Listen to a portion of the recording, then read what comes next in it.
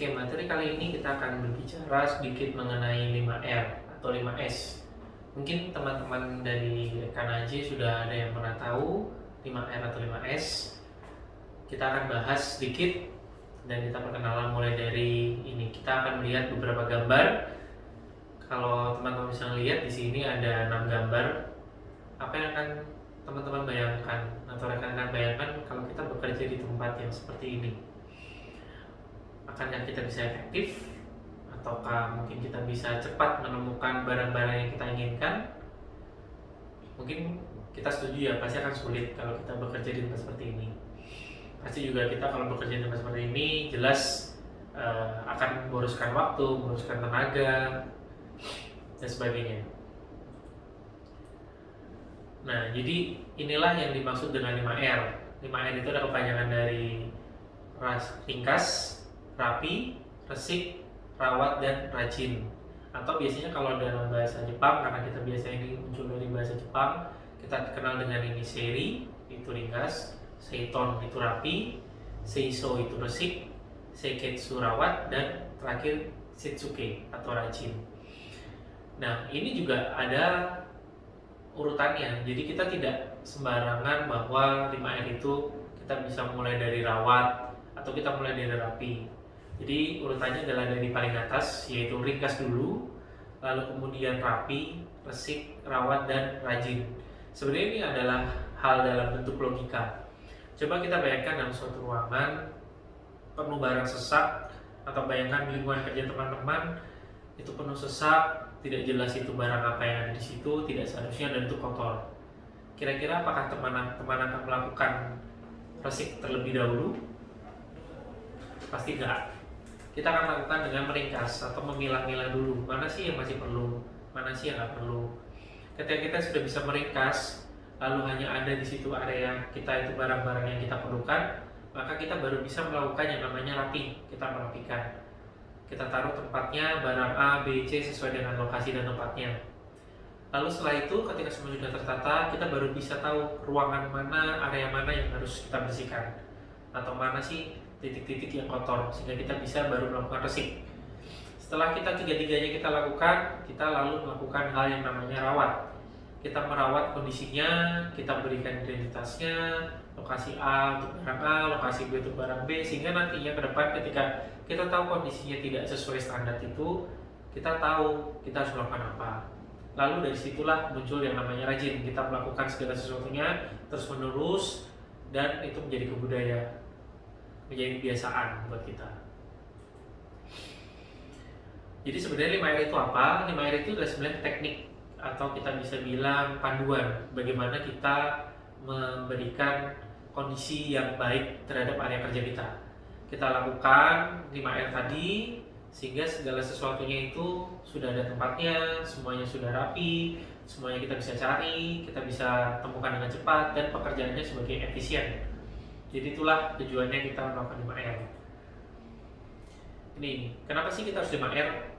Kenapa dalam kerja kita ya nggak harus menerapkan hal seperti ini? Kenapa? Karena sebenarnya dalam kehidupan sehari-hari pun, bayangkan kita di rumah. Kita kalau di rumah kita punya barang tidak perlu, kita tidak pakai lagi, ya kita buang. Kalau kita ada barang yang berceceran, kita rapikan. Kalau rumah kita kotor, kita bersihkan. Jadi sebenarnya 5R ini sudah bagian dari kehidupan sehari-hari. Nah, kita hanya terapkan kembali ini dalam kondisi pekerjaan. Nah, kenapa sih dalam kerja itu juga perlu 5R? Karena ini, yang penting adalah tempat kerja itu menjadi aman, sehat. Lalu kita mudah dalam bekerja, kita mengurangi yang namanya reject, kondisi defektif, hal-hal yang tidak diinginkan. Lalu kemudian ketika kita bisa menghilangi hal-hal yang tidak diinginkan, berarti kita melakukan penghematan, kita tidak boros. Dan yang terpenting adalah ketika kita bekerja di tempat yang baik, bersih, rapi, itu akan membuat kita menjadi lebih semangat dan memotivasi kita dalam bekerja. Itu adalah poin yang paling penting. Lalu kenapa sih orang-orang itu atau dalam melakukan 5R itu sangat sulit? Kenapa sih orang-orang atau teman-teman itu ketika disuruh 5R atau kita terapkan 5R itu jadi hal yang menjadi kok sulit ya? Itu ada beberapa hal. Berikut adalah hal yang paling penting. Jadi pertama pasti kita tidak tahu sih bagaimana kita bisa menerapkan 5R. Langkah apa yang pertama kita bisa lakukan? Apalagi kalau kita bicara dalam lingkungan pekerjaan, kita melibatkan banyak orang, tidak hanya pribadi. Kalau dalam rumah pun kita juga punya keluarga, kita harus mengatur keluarga kita bagaimana menerapkan 5R. Sama, tidak bisa itu sendiri. Semua orang yang terlibat dalam suatu lokasi kerja itu harus terlibat semua aktif untuk menerapkan 5R. Jadi kita memberikan pelatihan seperti ini dan tujuannya itu semua orang bisa tahu, paham bagaimana cara melakukan 5R.